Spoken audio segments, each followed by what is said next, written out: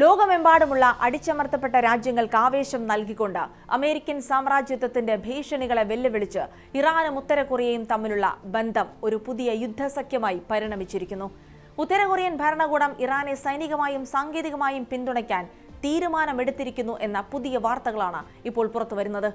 അമേരിക്കയും സഖ്യകക്ഷികളും എത്രയൊക്കെ തടയാൻ ശ്രമിച്ചാലും തങ്ങളുടെ പരമാധികാരം സംരക്ഷിക്കാൻ ഈ രണ്ട് രാജ്യങ്ങളും കൈകോർക്കുന്നത് ലോകസമാധാനത്തിന് ഭീഷണിയായല്ല, മറിച്ച് ഏകപക്ഷീയമായ ശക്തിയുടെ അഹങ്കാരത്തിലുള്ള മറുപടിയായാണ് വിലയിരുത്തപ്പെടുന്നത്.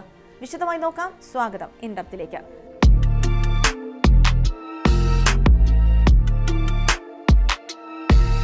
ഉത്തര കൊറിയ ഇറാനെ ഏതെല്ലാം തരത്തിലാണ് പിന്തുണയ്ക്കുന്നത് എന്ന് പരിശോധിച്ചാൽ അത് കേവലം വാക്കുകളിൽ ഒതുങ്ങുന്നതല്ല എന്ന് മനസ്സിലാക്കാം.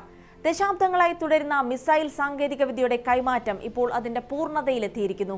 ഇറാന്റെ അഭിമാനമായ ഷഹാബ് ഖറംഷഹർ മിസൈലുകൾക്ക് പിന്നിൽ ഉത്തര കൊറിയൻ എഞ്ചിനീയറിംഗിന്റെ കരുത്തുണ്ട്.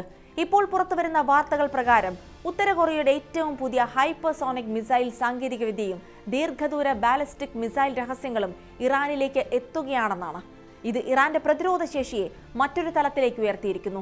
സമുദ്രങ്ങൾക്കപ്പുറത്തിരുന്നു കൊണ്ട് ലോകത്തെ നിയന്ത്രിക്കാമെന്ന് കരുതുന്ന അമേരിക്കയ്ക്ക് ഇറാന്റെ പുതിയ കരുത്ത് വരാനിരിക്കുന്ന വലിയൊരു പ്രഹരത്തിന്റെ മുന്നറിയിപ്പാണ്. എന്തുകൊണ്ടാണ് അമേരിക്ക ഈ സഖ്യത്തെ ഇത്രയധികം ഭയപ്പെടുന്നതെന്ന് ചോദിച്ചാൽ അതിനുള്ള ഉത്തരം വളരെ ലളിതമാണ്. ഉത്തര കൊറിയയുടെ പക്കൽ അമേരിക്കൻ വൻകരകളെ നേരിട്ട് ആക്രമിക്കാൻ ശേഷിയുള്ള ഇന്റർകോണ്ടിനെന്റൽ ബാലിസ്റ്റിക് മിസൈലുകളുണ്ട്. ഇതേ സാങ്കേതികവിദ്യ ഇറാന്റെ കൈവശമെത്തിയാൽ മിഡിൽ ഈസ്റ്റിലെ അമേരിക്കൻ താവളങ്ങൾക്കും അവരുടെ സഖ്യകക്ഷിയായ ഇസ്രായേലിനും ഒരു നിമിഷം പോലും സമാധാനമായി ഇരിക്കാൻ കഴിയില്ല.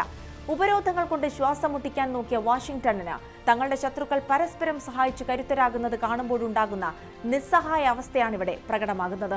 ഈ രണ്ട് രാജ്യങ്ങളും ചേർന്ന് സൈനികാഭ്യാസങ്ങൾ നടത്തുന്നതും രഹസ്യാന്വേഷണ വിവരങ്ങൾ പങ്കുവെക്കുന്നതും അമേരിക്കയുടെ ആഗോള മേധാവിത്വത്തിന്റെ അന്ത്യം കുറിക്കാനുള്ള നീക്കങ്ങളായും വിലയിരുത്തപ്പെടുന്നു.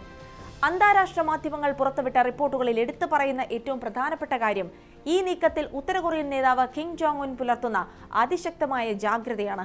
കഴിഞ്ഞ കാലങ്ങളിൽ അമേരിക്ക നടത്തിയ ക്രൂരമായ ആക്രമണങ്ങളെ അദ്ദേഹം സസൂക്ഷ്മം പഠിച്ചിട്ടുണ്ട്. ലിബിയയിൽ ആയുധം ഉപേക്ഷിച്ച മുഅമ്മർ ഗദ്ദാഫിക്ക് എന്ത് സംഭവിച്ചു എന്ന് നമുക്കറിയാം. വെനസ്വേലയിലെ നിക്കോളാസ് മഡൂറോയുടെ അവസ്ഥയും നമ്മുടെ മുന്നിലുണ്ട്. ഇതിനെല്ലാം പുറമെ ഇറാന്റെ ജനറൽ ഖാസിം സുലൈമാനിയെ ചതിയിലൂടെ കൊലപ്പെടുത്തിയതും ഏറ്റവും ഒടുവിൽ ഇറാന്റെ പരമോന്നത നേതാവിനെ കൊലപ്പെടുത്തിയ അമേരിക്കൻ നടപടിയും കിം ജോങ് ഉന്നിനെ കൂടുതൽ ജാഗ്രതയുള്ളവനാക്കിയിരിക്കുന്നു.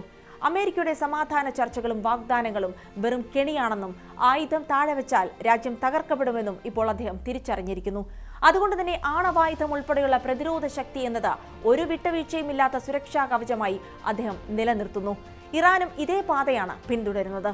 ഈ സഖ്യത്തിന് റഷ്യയുടെയും ചൈനയുടെയും ശക്തമായ പിന്തുണയുണ്ട് എന്നും റിപ്പോർട്ടുകൾ സൂചിപ്പിക്കുന്നു.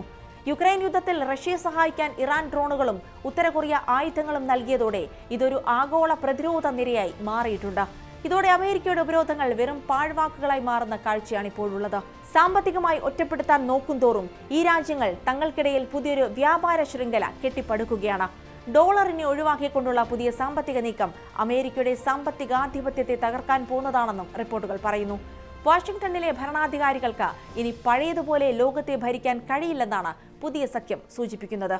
ചുരുക്കത്തിൽ ഇറാന്റെയും ഉത്തര കൊറിയയുടെയും ഈ ഉറ്റബന്ധം കേവലം ഒരു തന്ത്രപരമായ നീക്കമല്ല, മറിച്ച് സാമ്രാജ്യത്വത്തോടുള്ള അടങ്ങാത്ത പോരാട്ടത്തിന്റെ അടയാളമാണ്. തങ്ങളുടെ മണ്ണും അന്തസ്സും സംരക്ഷിക്കാൻ ഏതായുധം ഉപയോഗിക്കാനും ആരുടെ സഹായം തേടാനും ഈ രാജ്യങ്ങൾക്ക് അവകാശമുണ്ട്. ഇറാനും ഉത്തര കൊറിയയും റഷ്യയുടെ പിന്തുണയോടെ ഒരുമിച്ച് നിൽക്കുന്നത് ലോകത്തെ മറ്റൊരു അധികാര കേന്ദ്രത്തിലേക്ക് നയിക്കുകയാണ്. ഇത് അടിച്ചമർത്തപ്പെട്ടവരുടെ വിജയമായും വരാനിരിക്കുന്ന പുതിയൊരു ലോകക്രമത്തിന്റെ തുടക്കമായും വിലയിരുത്തപ്പെടുന്നു.